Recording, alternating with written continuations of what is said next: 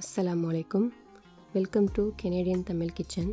நம்ம போன வீடியோவில் சொன்ன மாதிரி ஹோட்டல் ஸ்டைலில் தேங்காய் சட்னியில் என்னென்ன சீக்ரெட் இன்க்ரீடியன்ட்ஸ் யூஸ் பண்ணுறாங்கங்கிறத பற்றி தான் பார்க்க போகிறோம். வாங்க வீடியோக்குள்ளே போகலாம்.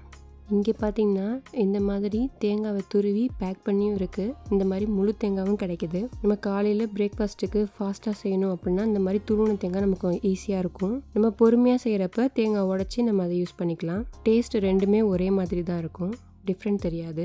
நான் இன்றைக்கி ஒரு அரை மூடி போல் துருவின தேங்காய் எடுத்திருக்கேன். அதுலேயே கொஞ்சமாக பொட்டுக்கடலை சேர்த்துக்கோங்க. ஒரு வரமிளகாய் சேர்த்துருக்கேன். நீங்கள் பச்சை மிளகா சேர்க்குறதா கூட சேர்த்துக்கலாம். அடுத்ததாக கொஞ்சமாக இஞ்சி சேர்த்துக்கிறேன். கொஞ்சமாக வெங்காயம் ஆட் பண்ணிக்கிறேன். இது ரெண்டு தான் இதில் முக்கியமான இன்க்ரீடியண்ட். இந்த இஞ்சியும் வெங்காயம் சேர்க்கறனால டேஸ்ட் அப்படியே டிஃப்ரெண்ட்டாக இருக்கும். நம்ம நார்மலாக சட்னி செய்கிறத விட இந்த மாதிரி டேஸ்ட் வந்து ரொம்ப நல்லாயிருக்கும். இதை அப்படியே நம்ம மிக்ஸி ஜாருக்கு மாற்றிக்கலாம். அதுலேயே தேவையான அளவு உப்பு ஆட் பண்ணிக்கலாம். சட்னி எப்போதும் நெய்ஸாக அரைக்கணும்னா ஃபஸ்ட்டு தண்ணி சேர்க்காம ஒரு தடவை அரைச்சிக்கோங்க.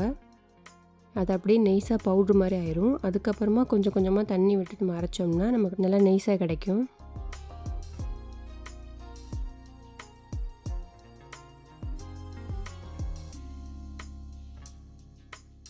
அவ்வளோதான், சட்னி ரெடி ஆயிடுச்சு.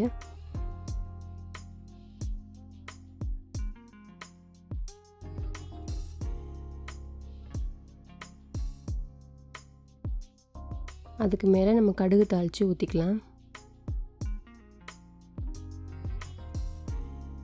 அவ்வளோதான், தேங்காய் சட்னி ரெடி ஆயிடுச்சு.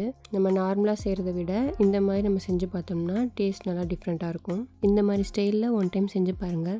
இட்லி தோசைக்கு மெயினே இந்த தேங்காய் சட்னி அப்புறம் இந்த கார சட்னி தான். இந்த ரோட் சைட் கார சட்னி எப்படி செய்கிறதுன்னு நீங்கள் பார்க்கணும்னா ரைட் சைட் கார்னரில் ஒரு நோட்டிஃபிகேஷன் வரும், அதை கிளிக் பண்ணி பார்த்துக்கோங்க. இந்த வீடியோ உங்களுக்கு பிடிச்சிருந்தா லைக், கமெண்ட், ஷேர் பண்ணுங்கள். மறக்காமல் நம்ம சேனலை சப்ஸ்கிரைப் பண்ணிக்கோங்க. தேங்க்ஸ் ஃபார் வாட்சிங்.